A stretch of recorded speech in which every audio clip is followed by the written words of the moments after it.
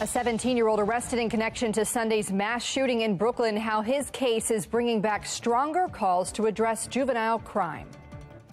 Baltimore, no stranger to mass shootings. Fox 45 looks into the response from city and state leaders as a quadruple shooting rocks the city this morning. And as we finish the weekend, we're looking at the chance for strong to severe storms tomorrow. I'll let you know the risks and the timing coming up. Live from WBFF in Baltimore, this is Fox 45 News at 10. Thanks so much for joining us. I'm Maxine Stryker. And I'm Vincent Hill. We're following our next weather maker as more rain could put an impact on your Sunday plans. We had some pop-up showers this afternoon, and it's all clear as of now, but that's set to change come tomorrow morning. Yeah, let's get right to meteorologist Jasmine Lomax. Yeah, that's right. We did have those few showers and storms in a few areas with heavy rain a little bit earlier on. But tomorrow, there will be a greater chance for areas of heavy rain as we get ready for the next weather maker. Notice a lot of areas in yellow under that slight risk for strong to severe storms. That's threat level 2 of 5. Areas in the dark green under a marginal risk threat level 1 of 5. But regardless of where you are, you want to make sure that you are staying weather alert as we get ready for those rain and storms that could impact your plans tomorrow. Coming up, I'll take a closer look at the timing and the specific risks that you could see in my Weather Authority forecast. Back to you. All right, Jasmine, thank you. You can always have the forecast right at your fingertips. Just download the Fox 45 weather app. Just search for WBFF in your app store. 5 people shot in Baltimore in the past 24 hours. Shortly after 5 this afternoon, police say a woman was shot along Clifton Park Terrace. A male suspect has been arrested, and just after 3 this morning, 4 men were shot along Greenmont Avenue. All 4 victims were taken to the hospital. 2 of them died. A 19-year-old is still fighting for his life. Police say a verbal argument led to a fight and then gunfire. Anyone with information on either of these incidents is asked to call the Baltimore police. It's been nearly a week since the deadly mass shooting in the Brooklyn Homes neighborhood. Police believe more than a dozen guns were fired. 2 people were killed and 28 others shot. 3 people are still in the hospital, and police have arrested a 17-year-old in connection with that shooting. Now, police arrested that teen on weapons charges after social media video allegedly depicted him pulling a gun out of a backpack at that block party before the shooting happened. But he only faces weapons charges. The teen's lawyer spoke to Fox 45's Mackenzie Frost about the uncertainty surrounding his arrest.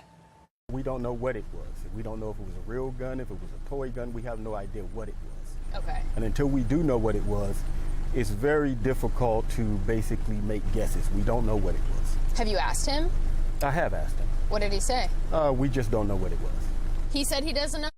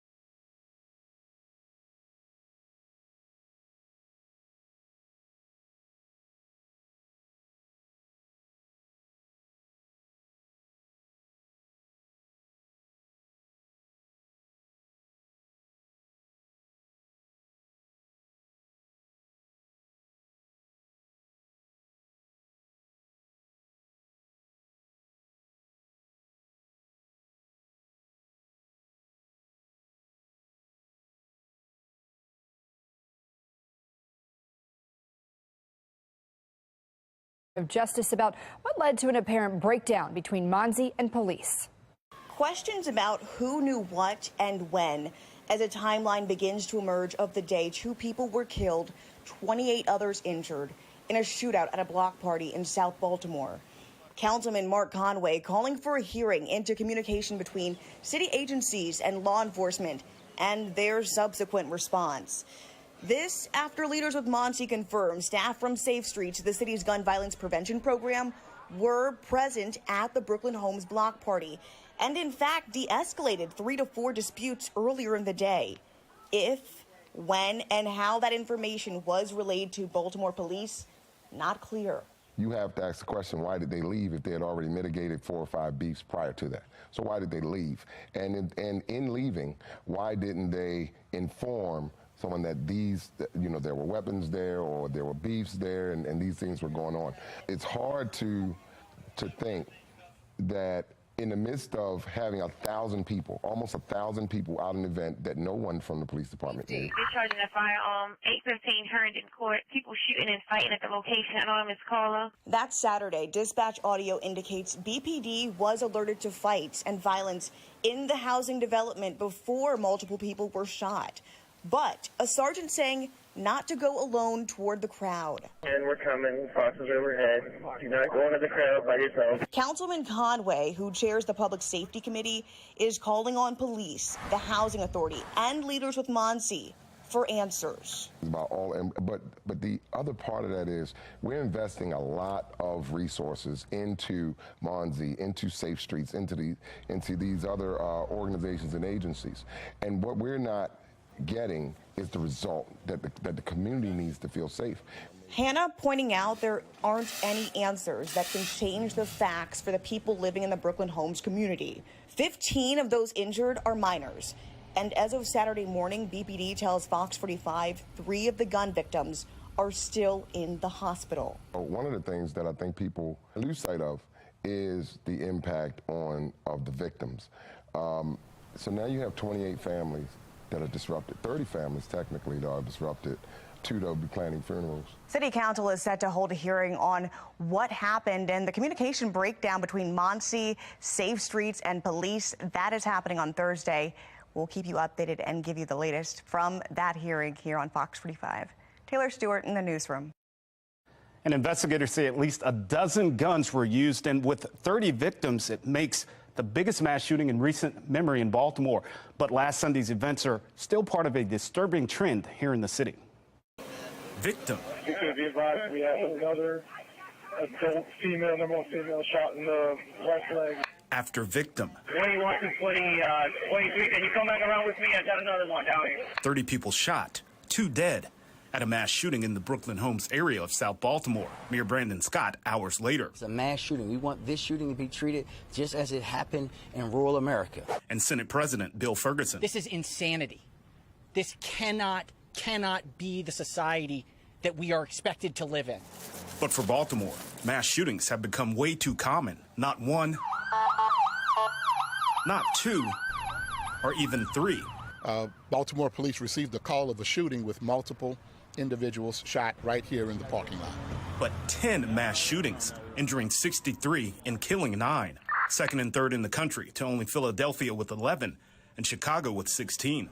Democratic lawmakers have been hesitant to pass laws going after repeat violent offenders or making the theft of a handgun a felony. We've done what we could at the state level to try and find ways for it to be harder to get guns into people's hands. But this is the problem with too many guns in too many hands. Every time you hear a local leader say, oh, this is a gun violence problem across the country, what they're saying is, it's not really my fault. It's not really my responsibility to do something about it. Dhruv Vignaraja says for Baltimore, it's less about laws and more about a city in crisis. Part of our baseline that we're going to have some significant number of mass shootings, some significant number of young people shot and killed. That's being ignored at the city, state, and even federal level. Mass shootings in Montgomery County would get addressed by the president, and you'd be sending in the 101st Airborne Division. Meanwhile, Senate President Bill Ferguson was against making the theft of a handgun a felony. He says no law would have stopped last Sunday's mass shooting. Somebody that is willing to carry around a gun and then shoot up 30 people or several individuals, whether or not there's a new law passed in Annapolis, isn't stopping that decision. Meanwhile, Senate Minority Leader Senator Steve Hershey says Democratic lawmakers are scared to pass tougher gun laws because of fears of mass incarceration. There are simply a number of legislators that do not want to see young Black individuals going to jail anymore. And I can understand where they're coming from, but they have to measure that with keeping their communities safe. And that brings us to our question of the day. Should state leaders be doing more to get illegal guns off the streets of Baltimore? So far, 90% of people who voted say yes. You can make your voice heard at foxbaltimore.com/vote. Coming up, plaintiffs in the lawsuit BGE were in Bolton Hill today. What they're trying to prove about external gas regulators. And a woman's body found in the parking lot of a Baltimore County high school. New details in the investigation. And Baltimore police unveiling a plan to use drones in their everyday operations. The arguments for and against new technology for BPD.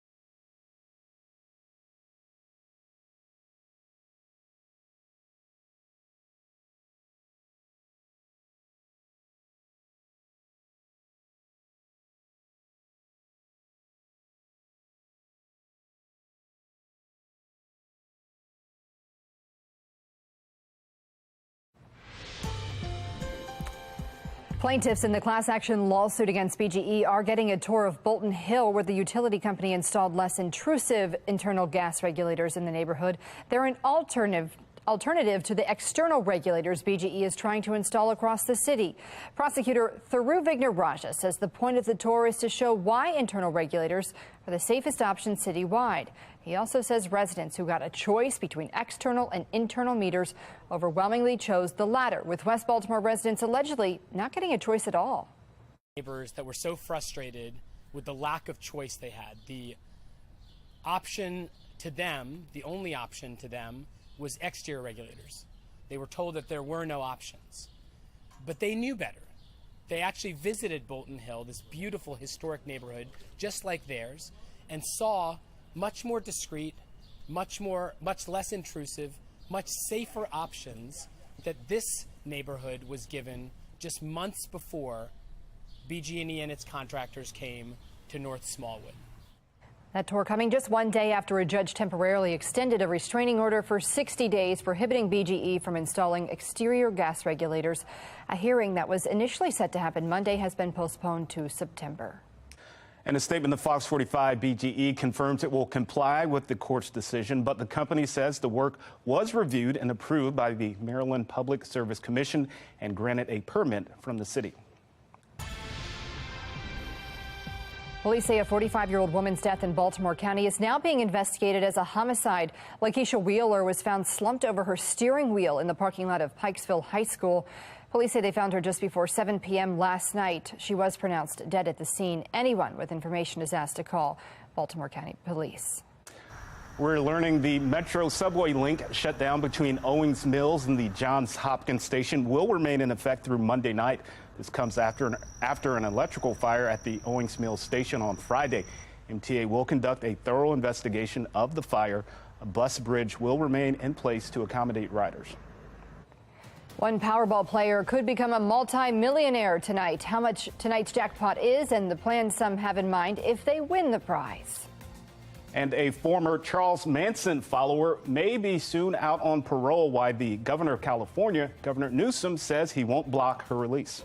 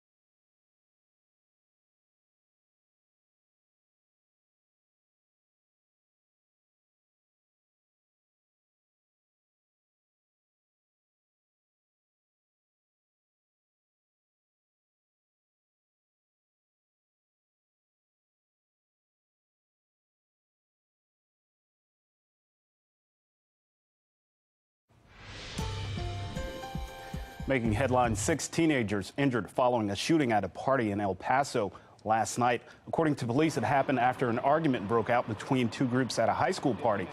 Those shot include 2 16-year-old girls, 3 16-year-old boys, and a 15-year-old girl. All 6 were taken to nearby hospitals with non-life-threatening injuries. So far, no arrests have been made. California Governor Gavin Newsom says he will not block parole for Leslie Van Helton, a former follower of Charles Manson and a convicted murderer. Back in May, an appeals court opened the possibility of parole for Van Helton 52 years after her conviction. She's currently serving concurrent sentences for her role in the LaBianca murders in 1969. Her attorney says she will now be released on parole pending a final behavioral hearing. Coming up, Baltimore's new police districts are about to go into effect. Why BPD is making the change, as some question the timing of the decision. And parts of Maryland are under an aerial flood watch for tomorrow as we get ready for more rain and storms. I'll break down the timing and the impacts in my Weather Authority forecast.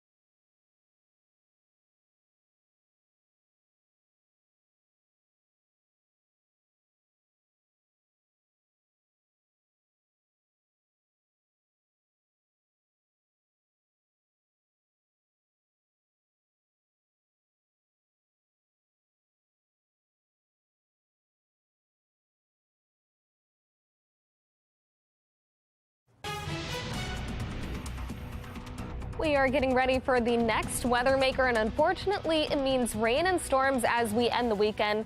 So that unsettled pattern continues.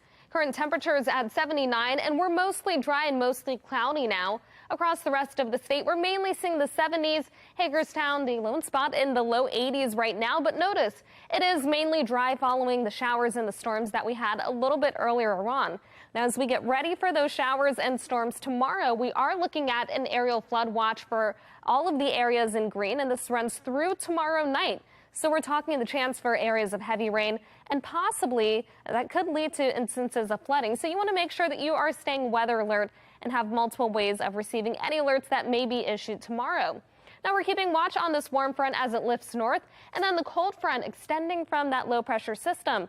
That will continue to drive east as we head into the day tomorrow, helping to spark some of those showers and storms. So overnight we stay mostly dry with just a slight chance for a shower or storm. Then tomorrow morning we wake up to mostly cloudy skies. But by the afternoon, the rain and the storms arrive, and there could be some strong, even severe storms. We're talking the potential for heavy rain and even gusty winds. As we head into the night, still the chance for a few spotty showers. Then as we wake up Monday morning, we are looking at showers to start the day. So if you have a commute around 7, 8 o'clock, just be prepared for a little bit of light rain possibly. Then by the afternoon, still looking at the chance for a few showers and storms, but it won't be a washout. After that, we are expecting drier weather as we head into Tuesday. So tomorrow, all of the areas in yellow, and that includes the Baltimore Metro, are looking at a slight risk for strong to severe storms. That's threat level 2 of 5. Areas in the dark green under a marginal risk, threat level 1 of 5. And again, the primary threats will be gusty winds along with instances of heavy rain. Make sure that you are staying weather alert. After that, we are looking at a few showers, a few spotty showers on Monday, but not a washout. We'll finally have a break from the rain and dry weather on Tuesday and Wednesday, but the unsettled pattern returns after that. And as we finish out the week, we are looking at the chance for a few spotty, even scattered showers and storms through Saturday. Temperatures tonight fall to 74 with stray showers possible. Many areas, though, staying nice and dry. Then tomorrow, our rain chances will increase as we head into the afternoon. We're looking at our high temperatures below average in the mid-80s. Just make sure that you are keeping watch on the radar if you have any plans as we get ready for that heavy rain and some of those strong, even severe storms. 86 and still below average on Monday with a few showers possible, but we return to the hot 90s on Tuesday. Then we're looking at the mid-90s getting close to a record temperature on Wednesday. After that, we've got showers and storms returning on Thursday, 94 for the temperature, 92 hot and humid on Friday. Then as we finish out the week, 92 once again on Saturday with another round of showers and storms. Back to you. Thank you, Jasmine. Our team of meteorologists will continue tracking this next weather maker throughout the night. Wake up with meteorologist Amy Aronson tomorrow at 7 a.m. on Fox 45 Morning News. In less than 12 hours, Baltimore's new police district map will go into effect. But there are some concerns surrounding the timing of the transition. Fox 45's Alexa Ashwell has the story. When the clock strikes 7 a.m. on July 9th, the new boundaries that make up the Baltimore Police Department's 9 police districts will officially take effect. A change years in the making, now finally here. Because it's going to balance out the workload. Acting BPD Commissioner Rich Worley discussing the execution of the transition during a recent public safety hearing, working with the commanders of each district, establishing posts and moving officers where needed. We still may not even be done adjusting the posts because we want to continue to look at calls for services and add our constants on how many officers each shift needs. This redistricting was a requirement by the state. Officials say they determined the lines based on population and calls for service. The biggest change is the reduction of the city's northeastern district. But while the new boundaries are meant to balance resources and enhance response times, Worley admits they won't address the department's staffing crisis. Each district will still be short officers, which law enforcement experts have stressed is highly problematic when it comes to the city's crime fight. We know that the number of uniformed patrol officers out there is not the only factor that's important in public safety. There are many others, but this one is critical. This one, I would dare say, is the most critical. It gets to the department's ability to immediately respond to a crisis. This transition also happening during the height of the summer, a time of year when crime is historically at its highest. One of the concerns that was brought up by one of my colleagues during budget hearings was just the fact that, new people in a different place, and here we are trying to do this other deployment. The city just experiencing the largest mass shooting in Baltimore's history, with 30 people shot, 2 of those victims killed. Worley remaining confident the department is prepared and ready. I think we're in a good place. Alexa Ashwell, Fox 45 News. Baltimore police also weighing a new policy that would include using drones during SWAT operations and to scan crime scenes. They say the new plan would give the crime scene unit a more efficient and cost-effective way of reviewing scenes to use in court. The department says the technology would not be used all the time, but on a case-by-case basis. One law enforcement expert telling Fox 45 that drones can play an important role in officer safety. While SWAT is the most trained in a police department, they're human too. And sometimes they mess up and sometimes they miss things, and it has the potential to save lives. There are mistakes made at every single crime scene. So a drone can help in that aspect as far as, hey, did we miss anything?